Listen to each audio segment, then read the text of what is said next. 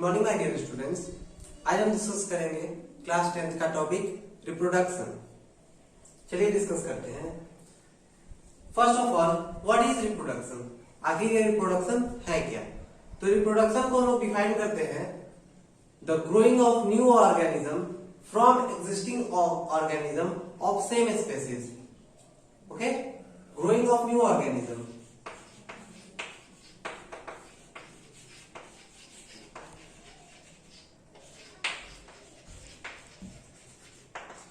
First, growing of new organism from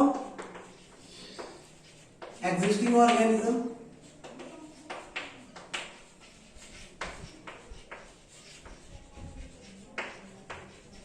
of same species।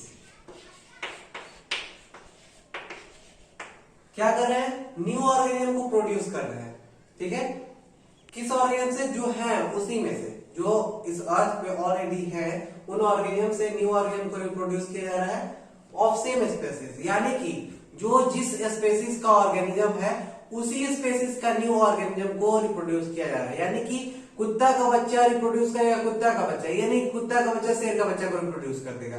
बिल्ली के बच्चे को रिप्रोड्यूस करेगी। ठीक है, आदमी का बच्चा आदमी ही होगा, कुत्ता बिल्ली चूहा यह सब नहीं हो सकता है। यानी जो ऑर्गेनिज्म जिस स्पेसीज का है वो ऑर्गेनिज्म अपने स्पेसीज के ऑर्गेनिज्म को ही प्रोड्यूस कर पाता है। ओके, रिप्रोडक्शन के बाद जब हम डिफाइन करते हैं तो सवाल आता है कि रिप्रोडक्शन क्यों जरूरी है। तो रिप्रोडक्शन हमारे लिए इसलिए जरूरी है कि ये कुछ कैरेक्टरिस्टिक्स को पोजेस करता है। First of all, it possess the characteristic of continuity of life on this earth. यानी कि जितने भी ऑर्गेनिजम्स हैं सभी के सभी मॉर्टल हैं, मतलब सबको एक न एक दिन मर जाना है।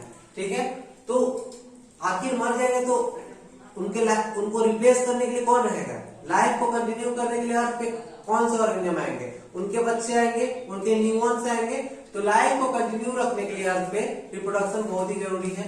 Second one, it makes variation. Reproduction के कारण वेरिएशन आता है, नया मतलब कि चेंजिंग आता है। जो कैरेक्टरिस्टिक्स होते हैं वो चेंज होते रहते हैं। यानी कि जो फीचर्स उन्हें परेशान करता है वो फीचर विलुप्त हो जाएगा, जो हम लोग नेक्स्ट चैप्टर में पढ़ेंगे। ठीक है, और थर्ड वन इसकी कैरेक्टरिस्टिक क्या है कि इसमें डीएनए का कॉपिंग होता है। डीएनए होता है लाइफ का सबसे स्मॉलेस्ट यूनिट। ठीक है, जिससे सेल हमारा बना होता है। डीएनए से सेल का न्यूक्लियस बना होता है, जो आप लोग 9th क्लास में पढ़ चुके हैं। तो डीएनए का कॉपिंग होता है हमारे रिप्रोडक्शन में। ओके, नेक्स्ट है टाइप्स ऑफ रिप्रोडक्शन। यानी रिप्रोडक्शन कितने टाइप्स के हो सकते हैं। ठीक है, तो there are 2 types of reproduction. First one is asexual reproduction and second is sexual reproduction.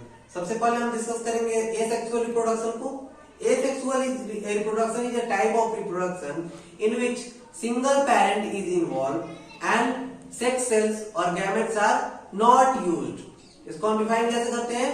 First इसका कैरेक्टरिस्टिक्स है single parent involve.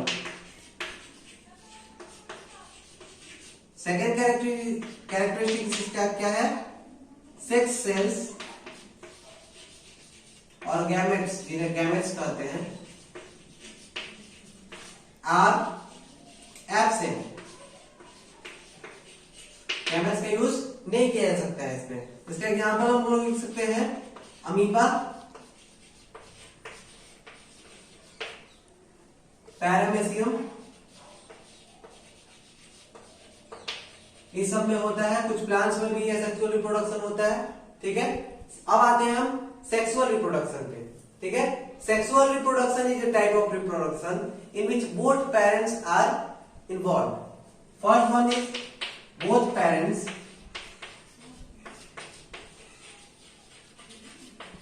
Are involve. Second one, sex cells, जिन्हें गैमेट्स बोलते हैं, आर यूज्ड।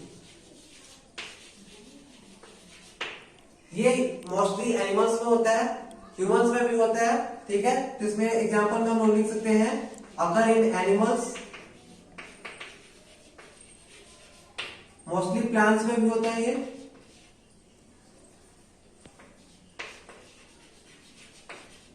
ह्यूमंस में भी होता है। ओके, नेक्स्ट अब हम चलते हैं types of asexual reproduction. Asexual reproduction कितने तरह के होते हैं, ठीक है। तो फर्स्ट वन आता है fission. First one is fission. Fission क्या होता है? Fission is a type of asexual reproduction in which N unicellular organism splits into two और मोर न्यू ऑर्गेनिजम्स, ठीक है। इसमें यूनिसेल्युलर ऑर्गेनिज्म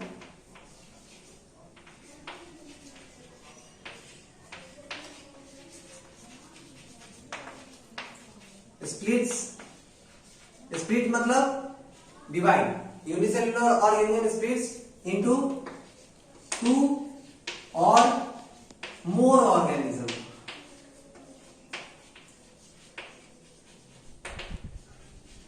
ठीक है। यूनिसेल्युलर ऑर्गेनिज्म में ही बाइनरी फिशन, ये फिशन होता है। फिशन दो टाइप्स का हो सकता है। First one is binary fission.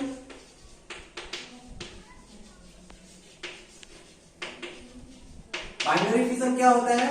इसमें एक ऑर्गेनिज्म मात्र दो ऑर्गेनिज्म में स्प्लिट करेगा, ठीक है। वन ऑर्गेनिज्म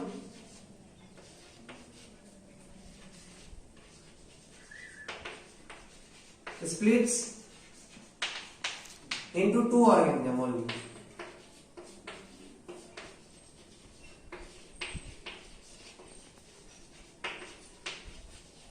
इसमें एग्जाम्पल में अमीबा, पैरामीशियम सभी आ जाते हैं।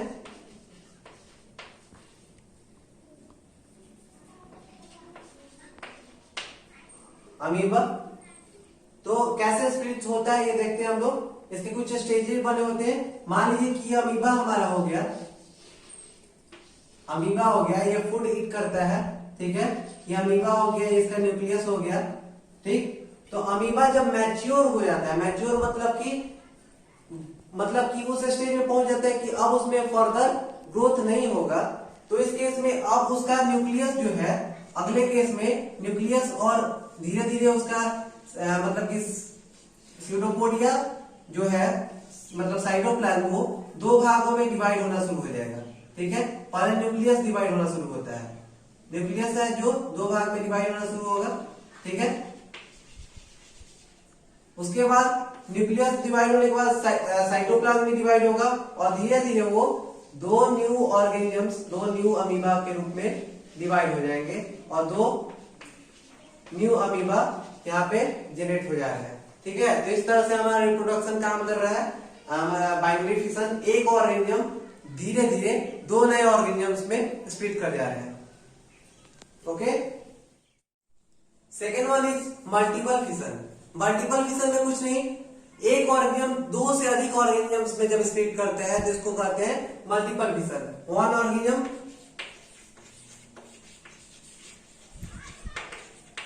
splits into more than two organisms.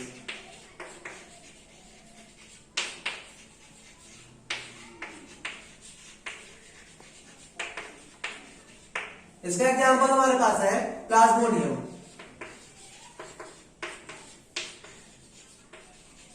Plasmodium वही पैरासाइट है जिसके वजह से मलेरिया होता है, ठीक है। मलेरिया किसकी वजह से होता है? प्लाज्मोडियम की वजह से। तो प्लाज्मोडियम सिंगल सेलुलर ऑर्गेनिज्म होता है जो कि फीमेल एनोफिलिस मॉस्किटो के अंदर होता है। तो उसका जो एक सेल है, एक सेल कुछ इस तरह से दिखेगा आपको, ठीक है। एक सेल क्या होगा, धीरे धीरे उसमें अलग अलग बहुत सारे सेल डिवाइड हो जाएंगे,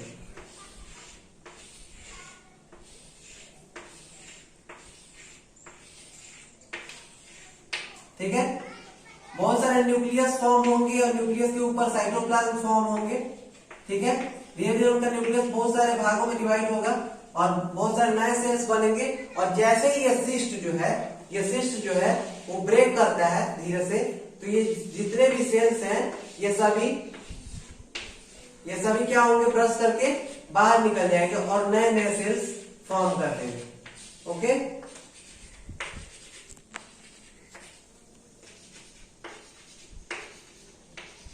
इस तरह से प्लाज्मोडियम में रिप्रोडक्शन होता है। ठीक है,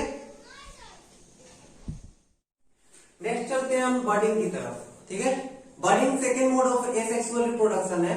इसमें जो ऑर्गेनिम्स है वो न्यू बर्ड के थ्रू रिप्रोड्यूस करते हैं। बर्डिंग में क्या होता है, बर्ड्स का मतलब होता है कली। जैसे कि फूल में कली आता है और नया फूल उससे जन्म लेता है, उसी तरह से बर्डिंग में न्यू ऑर्गेनिम्स रिप्रोड्यूस करते हैं, उनके ऊपर एक कली आती है और कली जो है वो न्यू ऑर्गेनिम्स में चेंज हो जाता है। तो इसको हम लोग डिफाइन करेंगे in this method or mode, in this mode of reproduction, organism reproduce through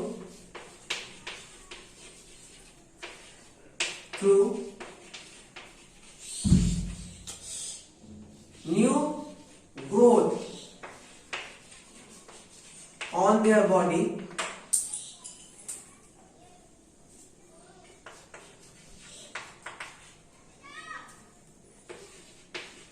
body के उनके ऊपर एक नया ग्रोथ आता है जिसको क्या कहते हैं, बर्ड्स। ओके, तो बर्ड्स के थ्रू ये रिप्रोड्यूस करते हैं। बर्डिंग के थ्रू जो रिप्रोडक्शन होता है वो दो मतलब कि मैक्सिमम मेनली फंगस में होता है बर्डिंग के थ्रू। ठीक है, तो इसके एग्जांपल्स आ जाते हैं हाइड्रा। ठीक है, हाइड्रा और ईस्ट, ये दोनों बर्डिंग के थ्रू रिप्रोड्यूस करते हैं। ठीक है, हाइड्रा आप लोग देखे होंगे, हाइड्रा कुछ इस तरह से उनका स्ट्रक्चर होता है, नीचे रूट की तरह, उनका भी प्लांट की तरह रूट होता है। ठीक है, ये फंगस होते हैं, इनके बॉडी के ऊपर टेंटेकल्स होते हैं। ठीक है, टेंटेकल्स इन्हें बोलते हैं। ठीक, टेंटेकल्स के नीचे कहीं पे भी इनके बर्ड्स एक ग्रोथ होता है धीरे धीरे। ठीक, बर्ड्स के ग्रोथ होने के बाद नेक्स्ट स्टेज में क्या होता है, यही बर्ड्स जब बड़े हो जाते हैं, यही बर्ड्स जब बड़े हो जाते हैं तो या तो उस ऑर्गेनिज्म से अलग हो जाएंगे। ठीक है, ये बर्ड्स या तो उस ऑर्गेनिज्म से अलग हो जाएंगे या फिर उसी के साथ रह के बहुत सारे बर्ड्स बना के, और कॉलोनी कहा जाता है, इस केस को क्या कहा जाता है, colony.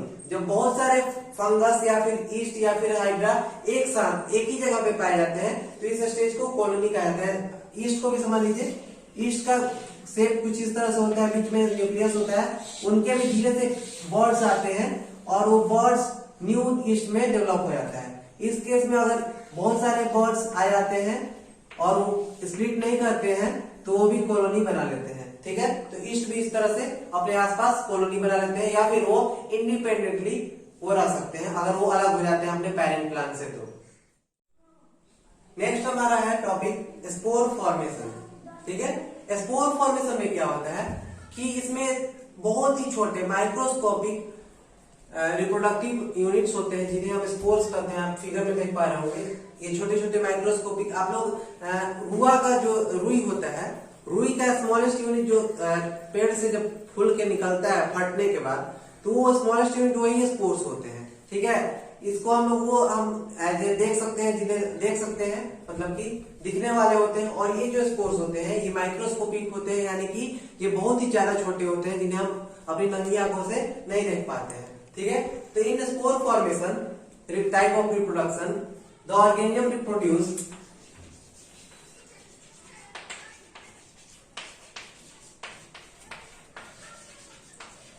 through thousands of microscopic units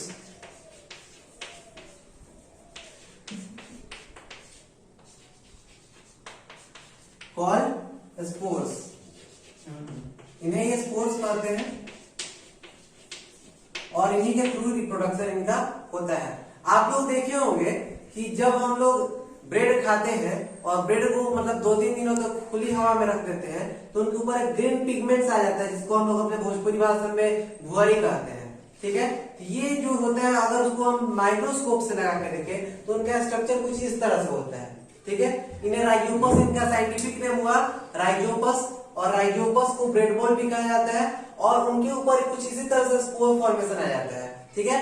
ये स्पोर्स जब ब्रस्ट करते हैं, ये जब ब्रस्ट करते हैं और इधर उधर हवा के थ्रू या वाटर के थ्रू अगर डिस्ट्रीब्यूट होते हैं तो न्यू ब्रेड पे ये जाएंगे और वहां पे भी ये इसी तरह से उसके ऊपर राइजोपस ब्रेड बॉल क्रिएट करेंगे। ठीक है, तो इन्हें इनका एग्जाम्पल क्या हो गया, राइजोपस। ब्रेड बॉल भी इसे कहते हैं। ठीक, इनका स्ट्रक्चर कुछ इस तरह से होता है, ग्रीन ग्रीन कलर का पिगमेंट होता है इनके ऊपर। इनके दिखने में तो ये प्लांट्स की तरह ही सिमिलर होते हैं, रूट्स होता है और मतलब कि ये स्पोर्स ऊपर होते हैं जो कि लास्ट में अगर इन्हें ब्रश कर दिया जाए तो ये खुल के ऐसे इस तरह से डिस्ट्रीब्यूट हो जाते हैं, मतलब कि ओपन एनवायरनमेंट में, और नए रिप्रोडक्शन का ये मीडियम बनाते हैं, मतलब कि उस जगह नए जगह पे ये रिप्रोड्यूस करते हैं। ओके, नेक्स्ट टॉपिक है रीजेनरेशन। नाम से जाहिर होता है री और जनरेट, दो वर्ड से मिलकर बना है रीजेनरेशन। इसको हम डिफाइन करते हैं obtaining full organism, obtaining full organism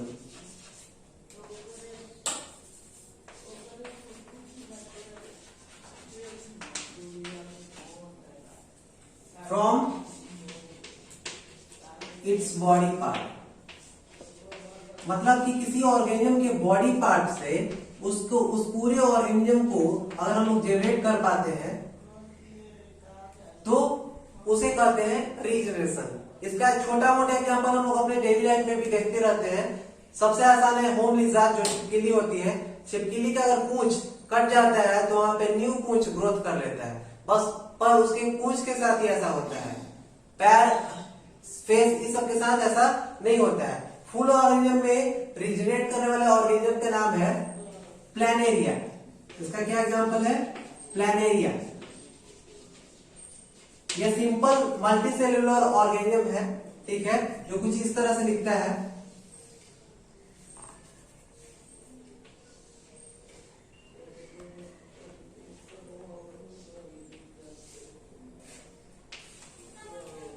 ठीक है, प्लानेरिया कुछ इस तरह से दिखता है। इसकी आंखें तो होती है पर बहुत ही सिंपल आई होती है, जो बस लाइट को आइडेंटिफाई कर सकती है। मतलब जिस तरह से हम अपनी आंखों से अपने सामने वाले ऑब्जेक्ट्स को देख पाते हैं, ये बस लाइट को आइडेंटिफाई कर सकते हैं, ये लाइट को देख नहीं पाते हैं। तो प्लानेरिया को अगर हम लोग तीन अलग अलग भाग में काट लेते हैं तो तीनों अलग अलग भाग इसके तीन न्यू ऑर्गेनिजम्स को जन्म दे देते हैं। ठीक है, तीन न्यू प्लानेरिया इससे जन्म ले लेंगे।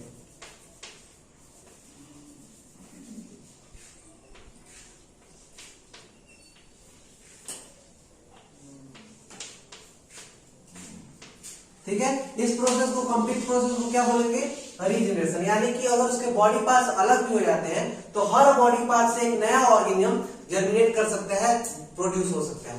पर ये सिंपल मल्टी सेल्युलर ऑर्गेनिज्म में ही हो पाता है, क्योंकि हमारा जो सेल है, हमारा जो बॉडी है, उसका लेवल अलग है। हमारा जो बॉडी है पहले सेल से बना है। सेल, बहुत सारे सेल मिलकर बहुत सारे टिश्यूज को बनाते हैं, बहुत सारे टिश्यूज मिलकर बहुत सारे ऑर्गन्स को बनाते हैं, और ऑर्गन्स, ऑर्गन सिस्टम को इतना कॉम्प्लेक्स हमारा स्ट्रक्चर है कि हमारे अंदर रीजनरेशन नहीं हो पाया। तब भी कुछ ऑर्गेनिजम्स, जैसे कि होम लिजार्ड का मैंने अभी एग्जांपल दिया, स्टारफिश भी अगर उसका कोई भी आर्म कट जाता है तो वहां पे रीजनरेट हो जाता है।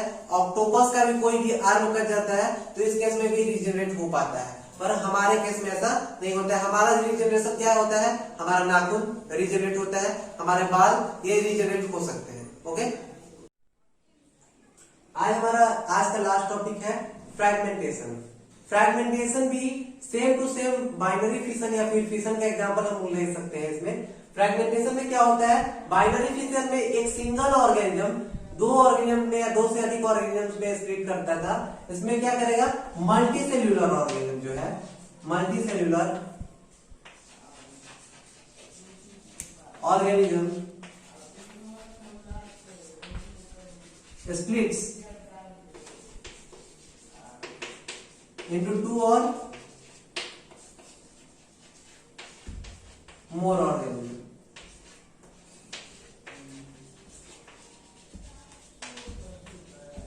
ठीक है, इसका एग्जांपल हम ले सकते हैं स्पाइरोगेरा, जो हमें नीचे हमारे फिगर में दिखाई दे रहा है। ठीक है, अगर स्पाइरोगिरा को हम लोग डिवाइड कर देते हैं, जितने भाग में डिवाइड करेंगे उतना न्यू स्पाइरोगिरा उसी तरह से ग्रोथ कर लेंगे। तो इस तरह से ये अलग स्पाइरोगिरा को अगर हम डिवाइड करते हैं तो अलग न्यू स्पाइरोगिरा प्रोड्यूस होते हैं। बाद में अगर ये मैच्योर होते हैं, इनको भी अगर हम डिवाइड करेंगे तो उससे न्यू स्पाइरोगिरा जर्मिनेट कर देंगे। ओके, आज की क्लास यहीं पे हम खत्म करते हैं। नेक्स्ट क्लास में हम डिस्कस करेंगे वेजिटेटिव प्रोपगेशन को, टिश्यू कल्चर को और इस तरह के आर्टिफिशियल प्रोपगेशन वगैरह सारे टॉपिक्स हम एसेक्सुअल रिप्रोडक्शन को कंप्लीट